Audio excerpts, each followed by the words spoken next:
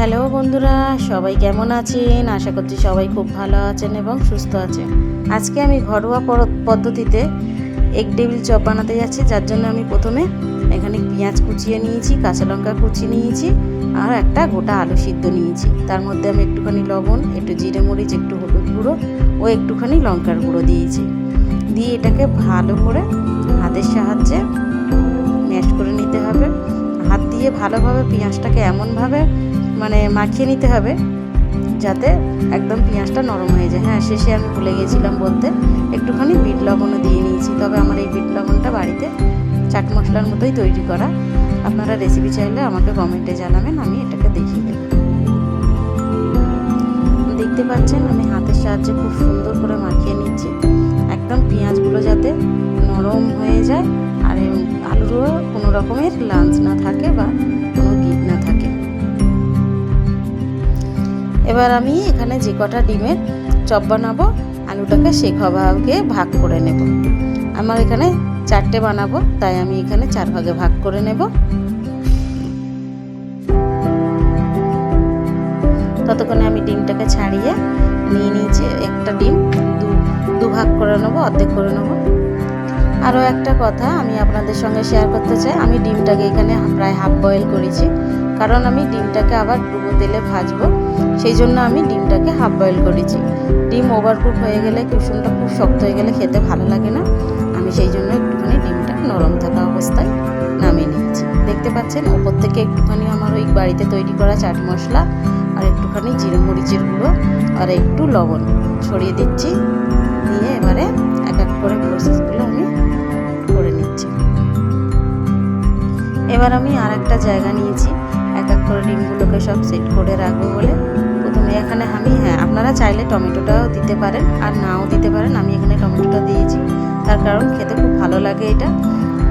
প্রথমে আধখানা ডিম নিয়েছি, তার উপরেই টমেটোটা দিলাম, তার উপরে আলুর একটা করে ভাগ নিয়ে ওপরে পুরো একদম যাতে টমেটোটা কভার হয়ে যায় ডিমের মধ্যে, সেইভাবেই ঠিক দিতে হবে।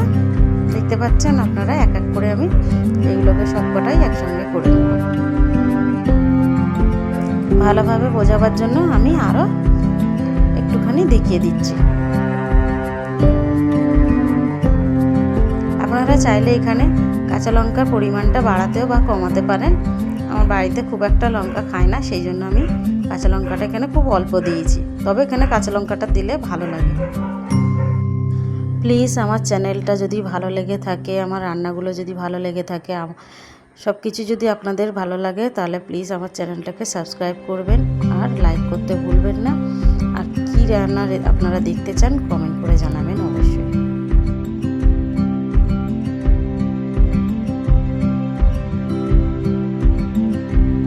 আমার এখানে সব কটাই হয়ে গিয়েছে, দেখতে পাচ্ছেন।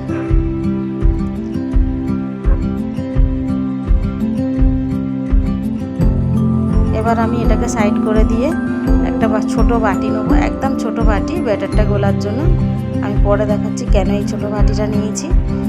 তার মধ্যে বেশ 3 থেকে 4 চামচের মতো বেসন দেব। একটু ঘন হবে ব্যাটারটা, ওই জন্য একটু বেশি মতোই বেসনটা দিয়েছি।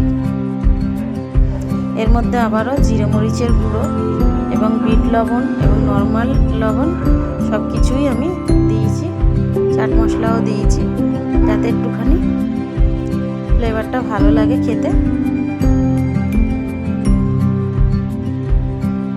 একটুখানি হলুদ গুঁড়ো ও লঙ্কার গুঁড়োও দিয়ে দেবো কালারের জন্য। এবার দিয়ে অল্প অল্প করে জল দিয়ে ভালোভাবে একটা ঘন ব্যাটার তৈরি করে নেব আমি। দেখতে পাচ্ছেন অল্প অল্প করে জল দেবো, দিয়ে একটা খুব সুন্দর ব্যাটার তৈরি করবো। এখানে লাঞ্চ না থাকে, সেই জন্যই আমি কাঁটা চামচটা নিয়েছি। কাঁটা চামচটা অবশ্যই ব্যবহার করলে খুব ভালো হয়, একদম লাঞ্চ থাকে না, ব্যাটারটা খুব সুন্দর গলানো হয়।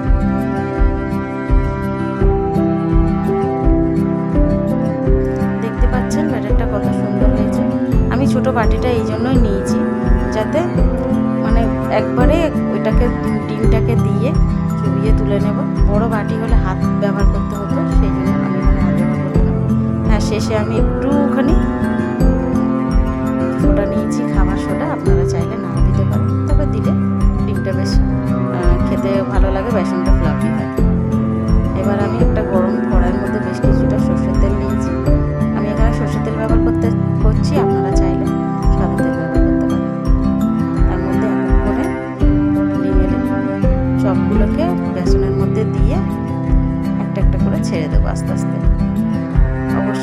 সাবধান, কারণ তেলটা খুবই গরম হয়ে গিয়েছে। আমি ওই জন্য চামচটাই ব্যবহার করছি, আর আমার সুবিধাও হচ্ছে।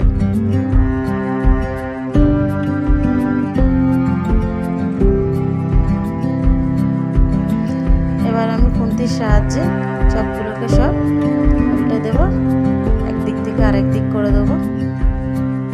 দেখতে পাচ্ছেন হালকা লাল হয়ে গিয়েছে, ঠিক এই সময় আমার এইগুলোকে উল্টে দিতে হবে।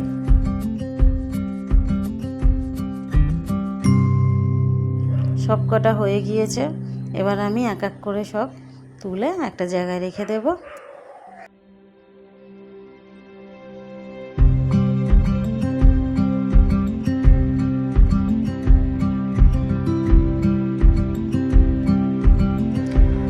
আমার এখানে অনেকটা ব্যাটার ছিল, তাই আমি অল্প করে কিছুটা পেঁয়াজিও করে নিয়েছিলাম, সেটা আপনাদের সঙ্গে শেয়ার করিনি। তবে কাঁচা লঙ্কাটা আমার রেগুলার খাবারের মধ্যে পড়ে।